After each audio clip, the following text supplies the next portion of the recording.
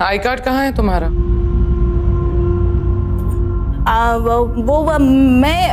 Ma'am साहब भूल गई। हर बार एक नया बहाना। ध्यान कहाँ रहता है तुम्हारा? जो मैं कहती हूँ एक कान से सुनती हो, दूसरे कान से निकाल देती हो क्या?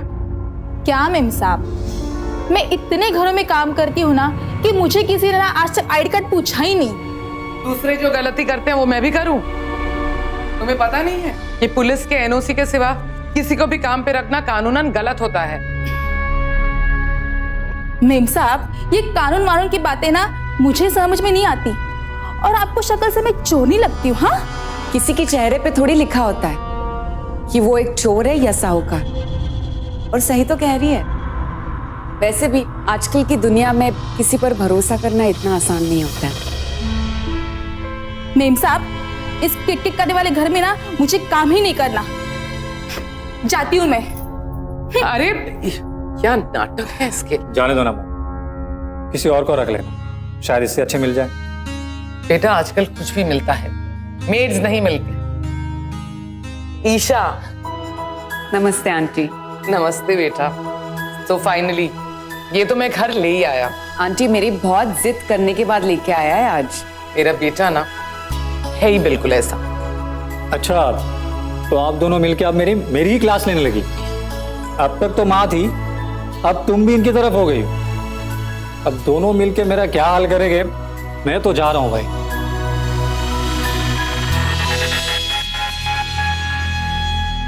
आंटी, क्या मैं आपको मम्मी बुला सकती हूँ? क्या हुआ बेटा? बस मेरी माँ नहीं है तो आपको देख के मुझे उसकी याद आ गई। क्या मैं आपको मम्मी बुला सकती हूँ? ऑफ कोर्स बेटा, मुझे बहुत अच्छा लगेगा। वैसे तुम्हारी फैमिली में और कौन कौन है?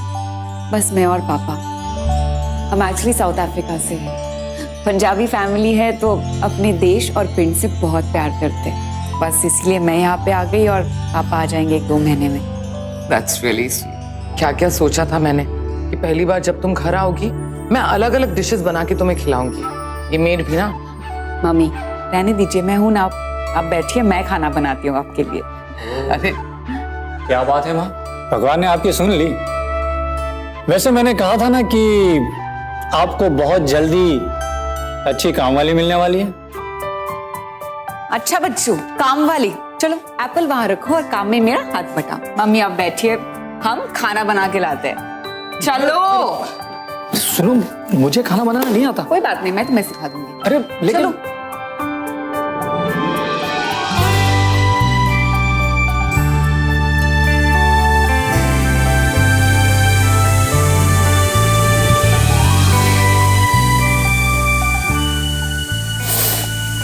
ठीक है बाबा, तुम्हें माफ कर दिया। बैठो वहां पे, मैं खाना बनाकर लेके आती हूँ। थैंक्स यार, थैंक यू सो मच। खाना बनाना परफेक्ट फॉर अ फैमिली। सुशील, संस्कारी। वरना आजकल की मॉडर्न लड़कियां ये सब कर पाती हैं क्या?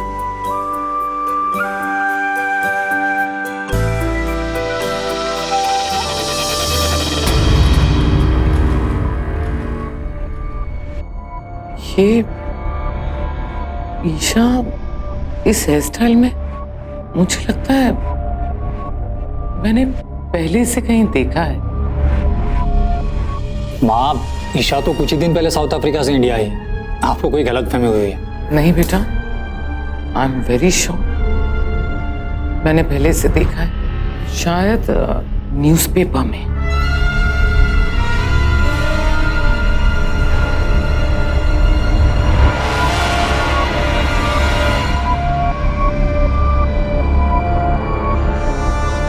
मम्मी ये लीजिए, टेस्ट कीजिए। ईशा, मुझे लगता है मैंने तुम्हारा फोटोग्राफ किसी न्यूज़पेपर में देखा है। न्यूज़पेपर? मम्मी क्या आप मेरा भी आई कार्ड मांगेंगे अब? ईशा, तुम्हारा भी सेंस ऑफ ह्यूमर कमाल का है। माँ को कोई गलतफहमी हुई लगती है। अब भाई मुझे बहुत भूख लग रही है, तो पहले खाना खाते हैं। बस थोड़ा इंतजार। मैं तो शुरू कर देता हूँ।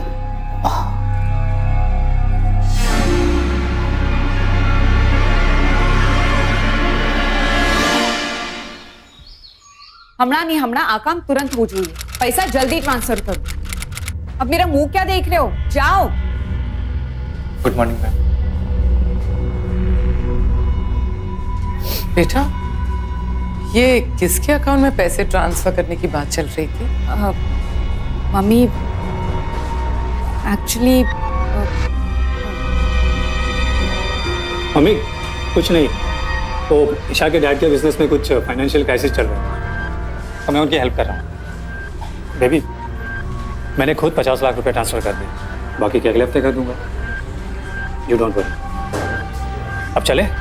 या बेटा, 1 मिनट, एक्सक्यूज मी।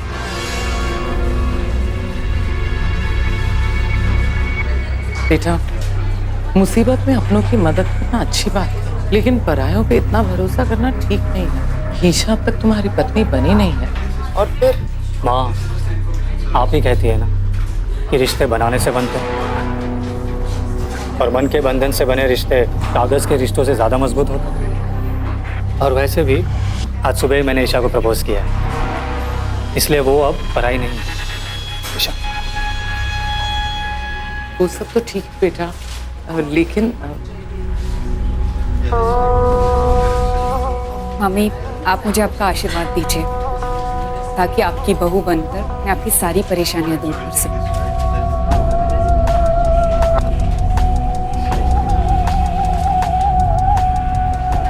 चलिए, लेट हो रहा है। हाँ हाँ चलो।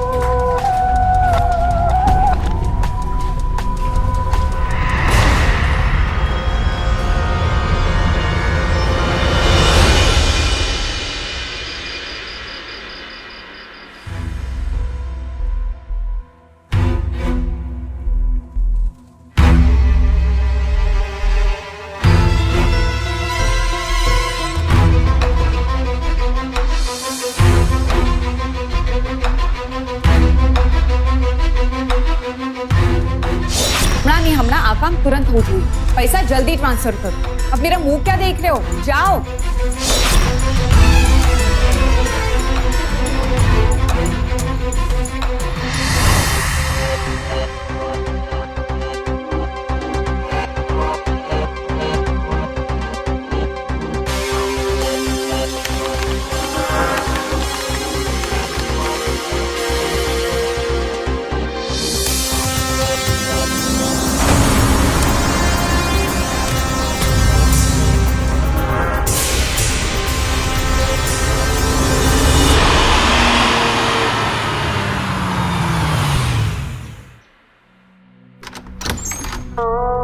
हेलो मम्मी, देखिए मैं आपके लिए आपके फेवरेट फ्लावर्स लेके आई हूँ, ऑर्किड। लीजिए ना। ईशा, तुम अचानक यहाँ पर? बताती हूँ। सो मम्मी, अपनी होने वाले बहू को आप क्या सरप्राइज देने वाली हो?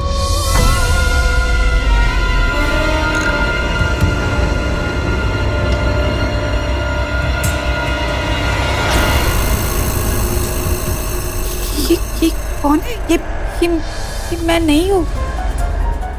ये सब नकली है। इन पिक्चर्स में ये लड़की मैं नहीं हूँ, पता है मुझे। ये मेरी तरफ दिखती है, मेरी हमशक्ल है। प्लीज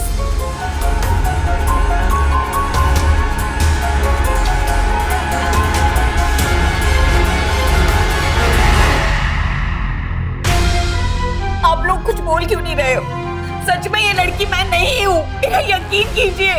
अगर आप लोगों को यकीन नहीं है तो मैं जा रही हूँ। ईशा, ईशा, ईशा मेरी बात सुनो। ईशा,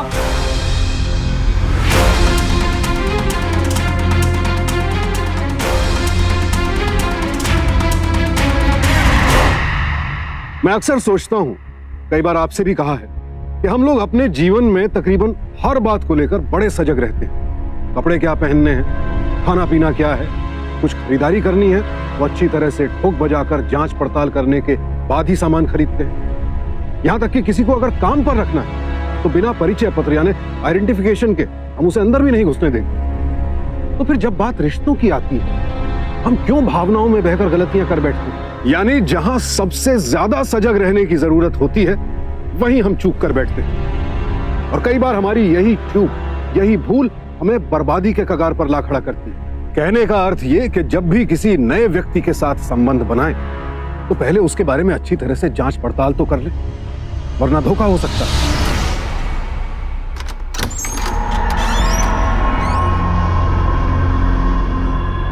ईशा, ईशा कहाँ चली गई थी?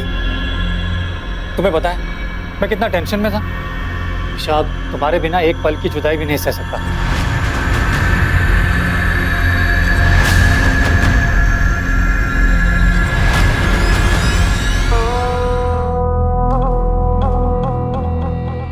क्या तुम्हें मुझ पर भरोसा है? क्या तुम्हें लगता है वो न्यूज़पेपर वाली लड़की मैं हूं? मैं तुम पर पूरा भरोसा करता हूँ। वो लड़की तुम नहीं हो। क्या तुम्हें मुझ पर सच में भरोसा है? हाँ ईशा, सच में। ईशा, तुम मेरी जिंदगी हो। क्या तुम मेरे लिए कुछ भी कर सकते हो? हाँ। तो ठीक,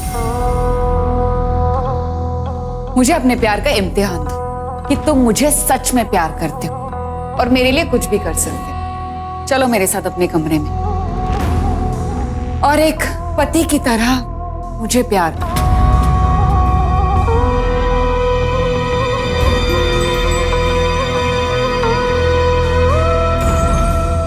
सोच लो, वरना मैं तुम्हारी जिंदगी से हमेशा के लिए चली जाऊं।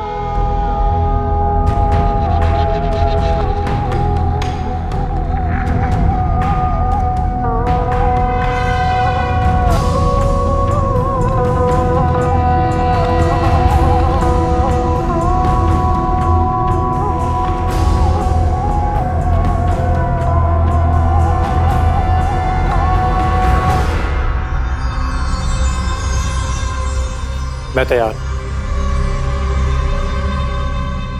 नहीं, नहीं बेटा। तो आज से मैं तुम्हारी पत्नी बनकर अपने आप को तुम्हें सौंपती हूं।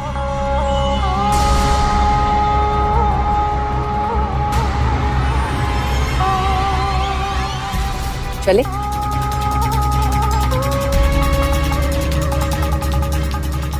बेटा ऐसा मत करो, पछताओगे।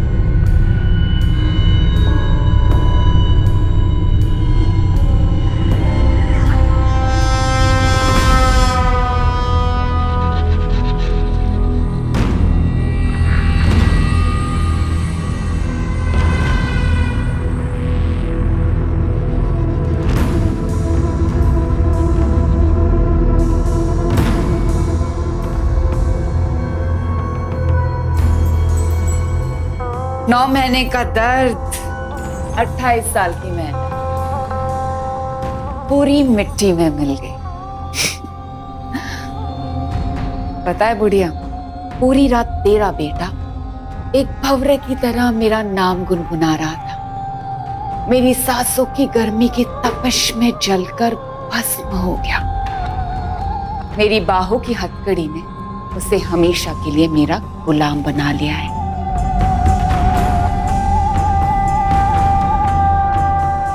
तेरी नफरत से ज्यादा मेरी मोहब्बत में ताकत है। इसीलिए आज से जो मैं कहूंगी वो वही करेगा। जैसे मैं नचाऊंगी वो वैसे ही नाचेगा।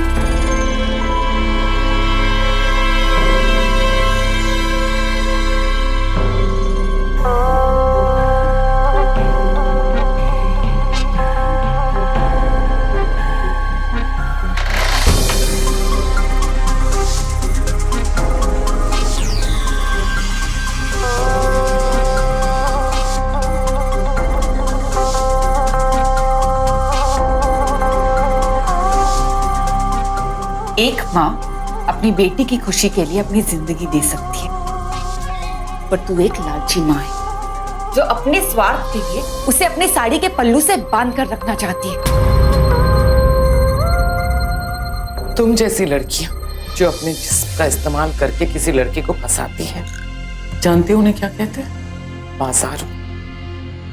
एक माँ जो 9 महीने तक अपने बेटे को सांसें दे सकती है ना, तो वो अपने बेटे को तुम जैसी लड़की के चुंगल से बचाने के लिए कुछ भी कर सकती है। तुम्हारे लिए बेहतर यही होगा कि तुम हम माँ बेटे की जिंदगी से बाहर चली जाओ। नफरत करती हूँ मैं तुमसे, नफरत।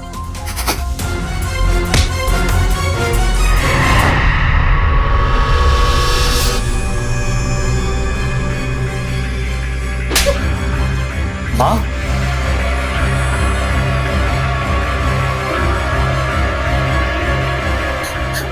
प्रमोद, तुमने मुझसे कहा था ना कि तुम्हें मुझ पर भरोसा है और तुम मेरे लिए कुछ भी कर सकते हो। तो आज तुम्हें मेरे साथ ये घर छोड़कर चलना होगा, क्योंकि ये औरत हम दोनों को कभी खुश नहीं देख सकती है। या तो तुम मुझे चुनो या तो इन्हें।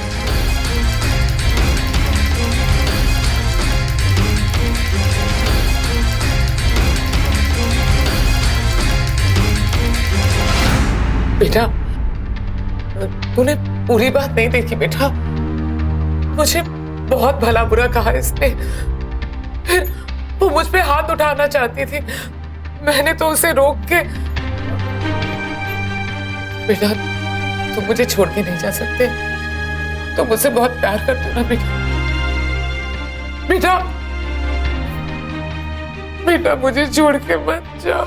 कितना आसान होता है ना हमारे लिए अपने बुजुर्गों को बेइज्जत करना, उन्हें गलत ठहराना, उनके अनुभवों को अपने अहंकार में नजरअंदाज कर देना। क्यों भूल जाते हैं कि जो दिखता है वही सच हो? ऐसा नहीं है। इतने कमजोर क्यों हो जाते हैं कि अपने परायों में सही गलत में भेद ही नहीं कर पाते? और हमारी यही कमजोरी हमें कई बार बहुत बड़ी मुसीबत में डाल देती है।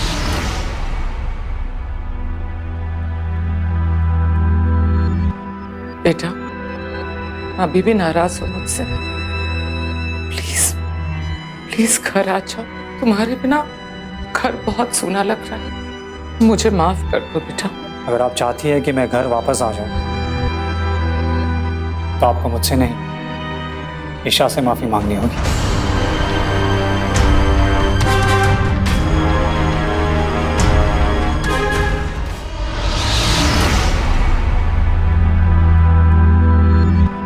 बेटा, अभी भी नाराज हो मुझसे? प्लीज प्लीज घर आ जाओ। तुम्हारे बिना घर बहुत सूना लग रहा है। मुझे माफ कर दो बेटा। अगर आप चाहती है कि मैं घर वापस आ जाऊं, तो आपको मुझसे नहीं, ईशा से माफी मांगनी होगी। ठीक है, जैसा तुम चाहते हो वैसा ही होगा। बस तुम घर आ जाओ प्लीज।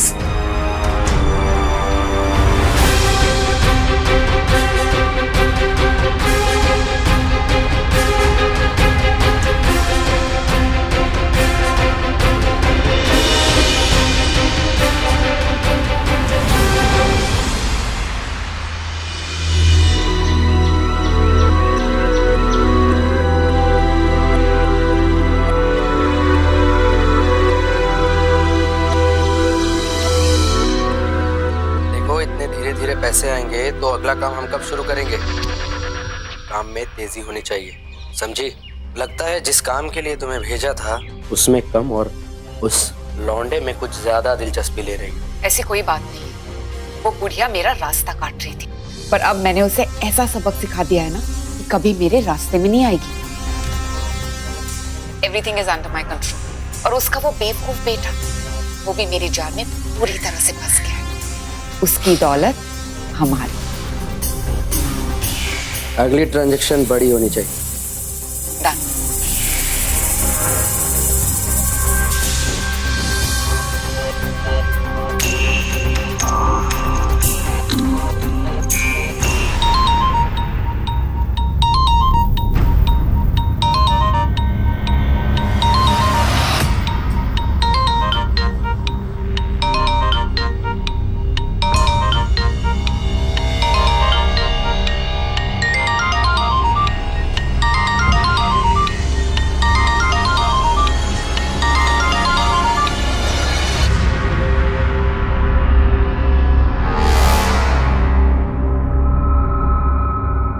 माँ का फोन?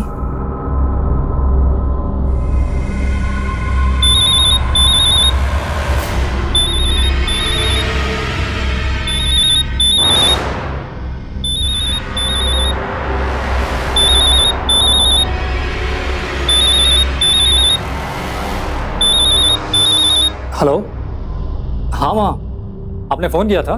बेटा, बेटा, क्या आपने ईशा से बात की? बेटा मेरी। हाँ माँ, हेलो हेलो।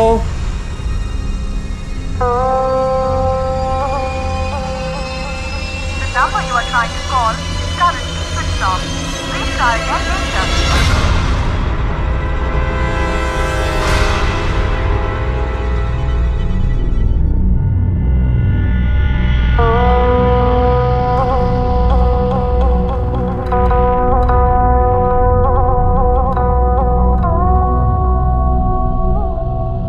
क्यों तू अपनी बच्ची कुछ जिंदगी के साथ खेलना चाहती है? जब तूने मुझे पहचान ही लिया फिर भी इतनी बड़ी बेवकूफी। अपनी बेटी की जुदाई में हड़बड़ाकर तुम मुझसे पंगा लेने आई थी ना? शायद तुझे पता नहीं है कि जेल के छूटने के बाद मैंने ऐसे 2 लोगों को और बर्बाद कर दिया था। और तेरा बेटा, सॉरी, तेरा बेवकूफ बेटा मेरे लिए तो सबसे बड़ा शिकार है। मैं उसे कैसे जाने दूं? इसीलिए तुझे आज मरना होगा, क्योंकि मुझे करोड़पति बनना है। समझी तू?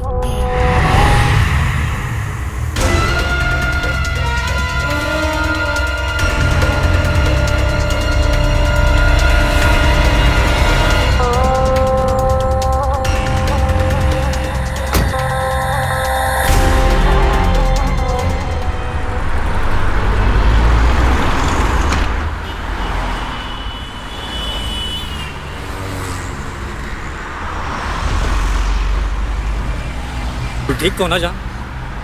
मैं ठीक हूँ, और अब जो मेरा हीरो मेरे पास आ गया है, वो चोर मेरे हाथ लग गया ना तो मैं उसे छोड़ूंगा नहीं। मैं कितना लकी फील करती हूँ अपने आप को कि मुझे तुम जैसा प्यार करने वाला मिला। चलो अब पुलिस स्टेशन जाके कंप्लेंट लिखवा दो। अब नहीं, रहने दो।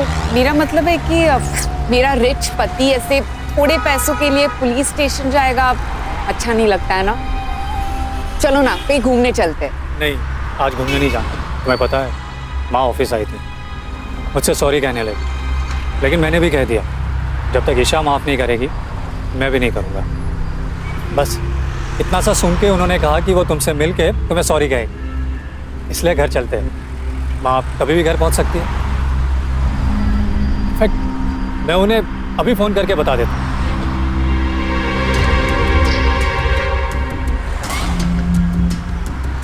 कमाल है, अब तक तो रिंग जा रही थी।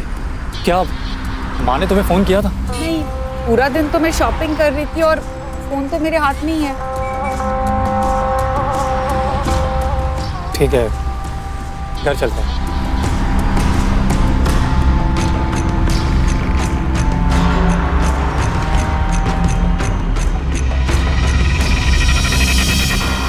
गाड़ी थोड़ी दूर पार्क की है इसलिए। अरे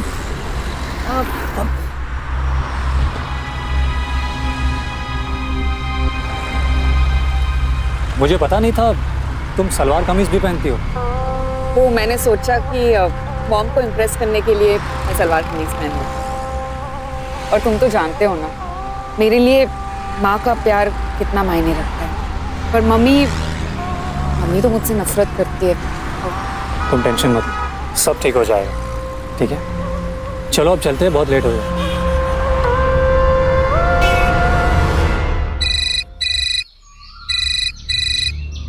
हेलो, नमस्ते आंटी जी, मैं प्रमोद बोल रहा हूँ। क्या माँ आपके घर आई थी? नहीं बेटा, क्या बात है? कुछ नहीं, उनका फोन स्विच ऑफ आ रहा था इसलिए थोड़ी चिंता हो रही थी।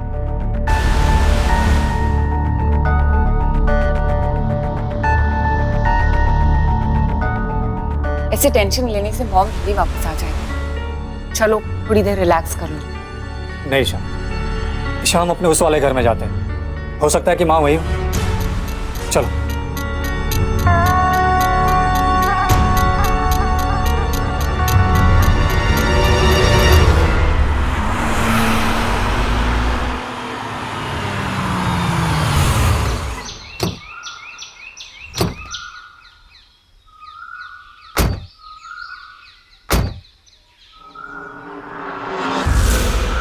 लॉक? मतलब यहाँ पर भी नहीं? तो कहाँ गई होगी? ऑफिस से तो यही कहकर गई थी कि वो तुमसे मिलने जा रही। मैं फोन लगाता हूँ। The number you are trying to call is currently switched off. लग रहा है फोन? नहीं ईशा, अब मुझे चिंता हो रही है। हम पुलिस स्टेशन जाकर कंप्लेंट लिखवा दें। तुम पुलिस स्टेशन जाओ, मैं यहीं पे रुकती हूँ, शायद मम्मी यहीं पे आ जाए। ठीक है, हम लोग फोन पर टच में रहें।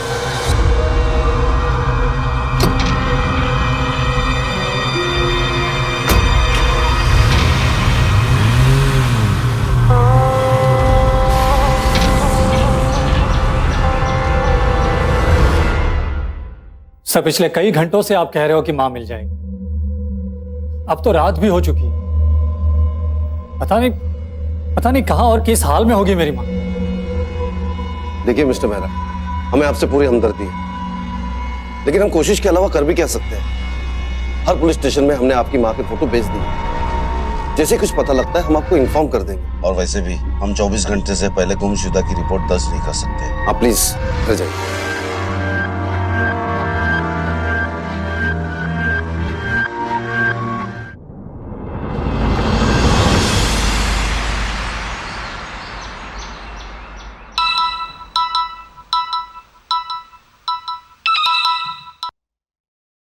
हेलो,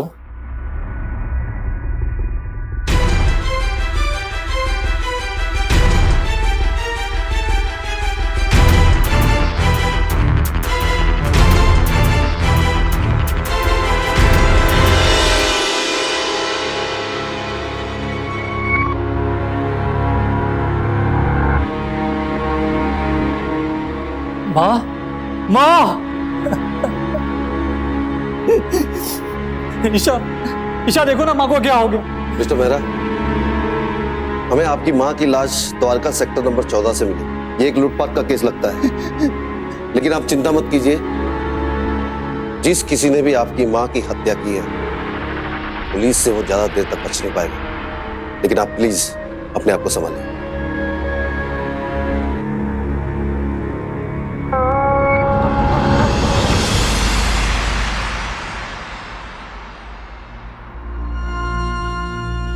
ये सब मेरी वजह से हुआ है। ना तुम घर छोड़ते और ना ये सब कुछ होता। इसमें तुम्हारी कोई गलती नहीं। गलती तो मेरी है, जो मैं ही मां को समझ नहीं पाया। जाने वाले तो चले जाते हैं, पर पीछे यादें छोड़ देते हैं। और ये यादें दुख के सिवाय और कुछ नहीं देते। तुम कब तक घर पे बैठे रहोगे? एक दिन ऑफिस तो जाना ही पड़ेगा ना। ईशा, मेरा किसी भी काम में मन नहीं लगता।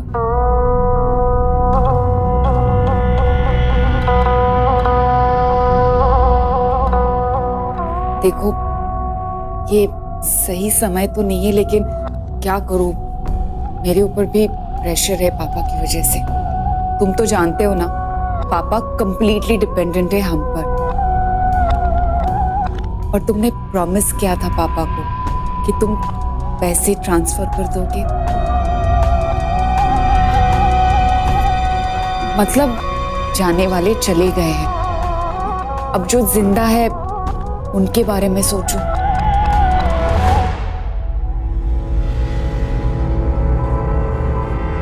तुम सही कह, मुझे अपने आप को संभालना होगा। और वैसे भी अब तुम ही मेरे जीने का सहारा।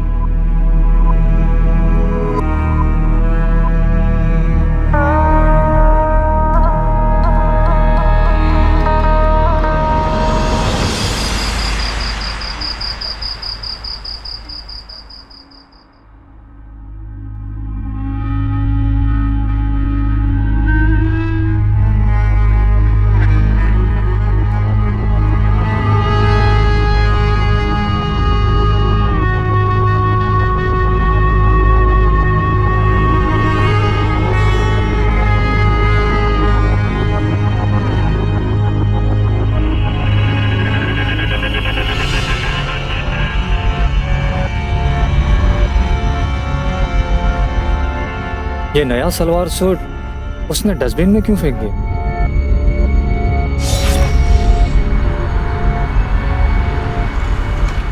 मुझे पता नहीं था तुम सलवार कमीज भी पहनती हो। वो मैंने सोचा कि मॉम को इम्प्रेस करने के लिए मैं सलवार कमीज पहन ली।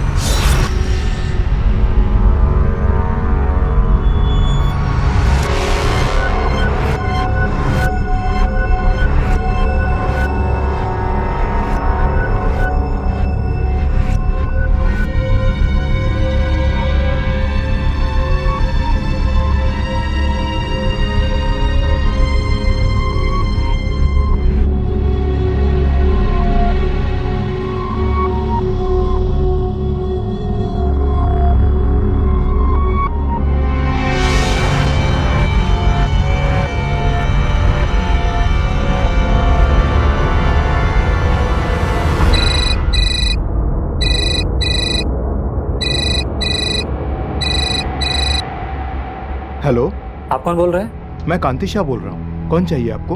आप मेरी माँ ज्योत्सना मेहरा को कैसे जानते हैं? ओह, तुम ज्योत्सना बेन का डिगरा बोल रहे हैं। मैं उस बदनसीब बेटे का बाप बोल रहा हूँ जिसकी दौलत उसे कभी खरीद के वापस नहीं ला सकती, क्योंकि उसकी प्रेमिका ने उसकी जान ली पैसों के लिए। लेकिन मेरी माँ ने आपको फोन क्यों किया था? ज्योत्सना बेन को मेरे बेटे और उस हत्यारीन प्रेमिका की तस्वीर चाहिए थी, सो मैंने भेज दी। Okay, thank you.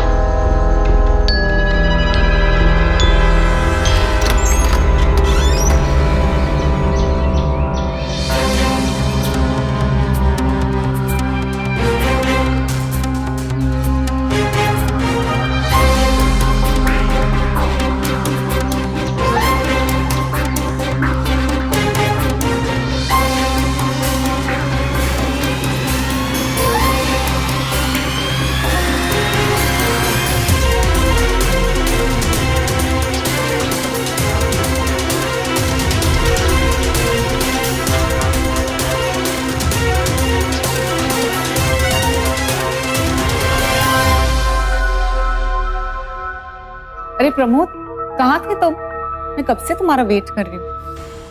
क्या बात है, आज बहुत सुंदर लग रही हो।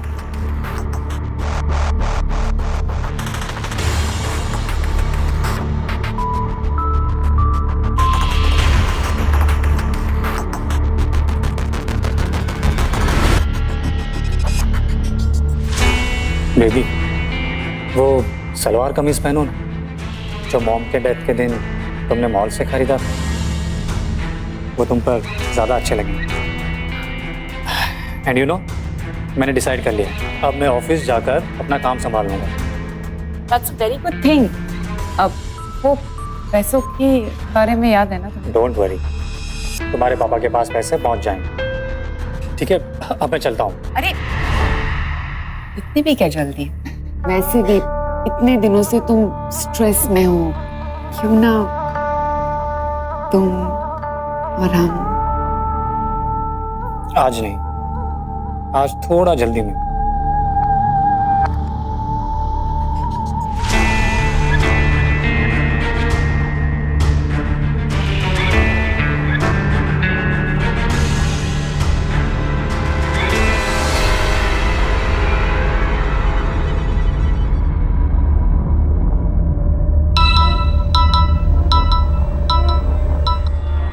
हाँ बोलिए सर। हेलो मिस्टर मेहरा, हमने आपकी माँ की फोन की डिटेल निकाल ली है। जिस लोकेशन से आपकी माँ ने आपको फोन किया था, ठीक उसी जगह से दूसरे नंबर से आपको कॉल भी आया था। वो दोनों की लोकेशन सेम थी।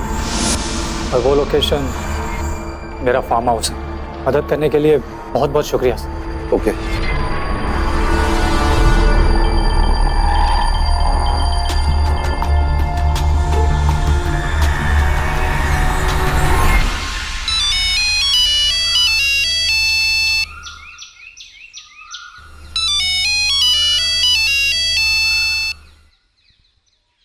Hi baby.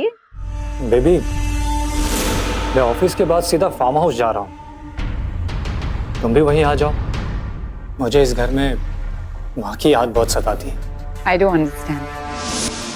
अच्छा सुनो, तुमने वो पैसे ट्रांसफर कर दिए ना?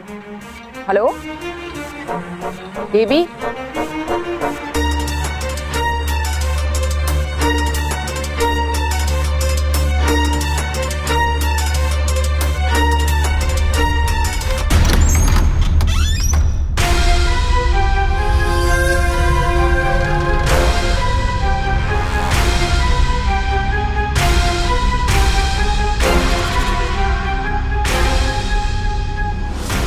Welcome Kajal, nice to meet. Pramod, क्या तुम भी अपनी मॉम की तरह पागल हो गए हो? ये मैं वो लड़की नहीं हूं जो तुम सोच रहे हो। तो बताओ तुम कौन हो? मैं ईशा हूं, तुम्हारी दोस्त, तुम्हारी जिंदगी, तुम्हारा प्यार। तुम सच में पागल हो गए हो। लगता है तुम्हें बहुत बड़ा सदमा पड़ा है तुम्हारी मॉम की मौत का। हाँ, बहुत ही गहरा सदमा, लेकिन मेरी मां की मौत से भी ज्यादा तुम्हारी बेवफाई का। और वैसे मैंने साउथ अफ्रीका में तुम्हारे पेरेंट्स के अकाउंट्स डिटेल चेक करवाए। वो अकाउंट किसी केतन भंडारी के नाम पर, जो तुम्हारा पार्टनर है और तुम्हारे हर जुर्म का साथ। हाँ, वो मेरे। बस। वैसे तुम्हें पता है वो केतन भंडारी कहां पर? साउथ अफ्रीका में। गलत। केतन भंडारी साउथ अफ्रीका में नहीं, पुलिस हिरासत में। सब कुछ सच सच बताता हूँ सब मैंने कुछ नहीं किया सब। और अब तुम्हारी बारी। वैसे तुम जैसे लालची इंसान को तुम्हारी लालच नहीं पकड़वाती, ना ही तुम बार बार डिमांड करती पैसे ट्रांसफर कराने की, और ना ही मेरा ध्यान तुम्हारी लालच पे जाता, और ना ही तुम पकड़ी जाती। हाँ, मैंने ही तुम्हारी मॉम को मारा है, और भंडारी को कॉल भी मैंने ही किया ताकि वो अपने आदमी भेजे तुम्हारी मॉम की लाश को ठिकाने लगाने के लिए। हेलो भंडारी, तेरे हाथों से उस बुढ़िया का खून हो गया है। अपने आदमी बुलाकर उसकी लाश ठिकाने लगा दे। तुम फिक्र मत करो, मैं देख लेता हूँ।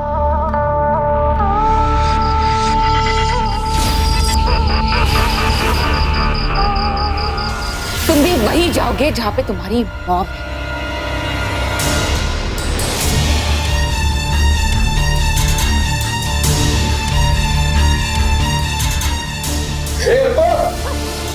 नहीं तो गोली मार दूंगा। चाकू लो इसके हाथ से और अरेस्ट करो इसे। ले चलो। प्रमोद प्लीज मुझे माफ कर दो, प्लीज। प्रमोद मुझे माफ कर दो। प्रमोद प्लीज। प्रमोद मैं तुमसे बहुत प्यार करती हूँ, प्लीज मुझे जाने दो प्रमोद। एक कहावत है, लालच बुरी बला है। ईशा के लालच ने उसका असली रूप पूरी दुनिया के सामने उजागर कर दिया। लेकिन असल मुद्दा यहाँ यह है कि जब तक हम अपनों और परायों में अंतर करना नहीं सीखेंगे, लोगों पर अंधा विश्वास करना नहीं छोड़ेंगे, तब तक ईशा जैसे लोग तो अपना उल्लू सीधा करते ही रहेंगे। इसीलिए आप सबको यही सलाह है कि जब भी कोई नया रिश्ता बनाएं तो उस इंसान के बारे में पुख्ता जानकारी जुटा लें, और जब भी आपका कोई शुभचिंतक किसी चीज के बारे में आपको आगाह करे तो एक बार उसकी बात के लिए सोचें तो जरूर। दूसरों को तो सभी समझाते हैं, लेकिन कभी कभी खुद को समझाने से कई बड़ी समस्याओं का हल निकल आता है। काश के प्रमोद ने अपनी माँ की या फिर अपने दिमाग की ही सुनी होती तो उसे ये दिन कभी ना देखना पड़ा। खैर, लालच, धोखे और अविश्वास की इस कहानी का अंत तो हुआ। ईशा को उसके किए की सजा उम्र कैद के रूप में मिली, लेकिन प्रमोद को भी तो एक छोटी सी गलती की इतनी बड़ी सजा मिली जिसे अब वो उम्र भर भुगते। यानी जरा सी सावधानी हटी और दुर्घटना घटी। तो इसीलिए सावधान रहिए, क्योंकि सावधानी आपकी सुरक्षा आपकी।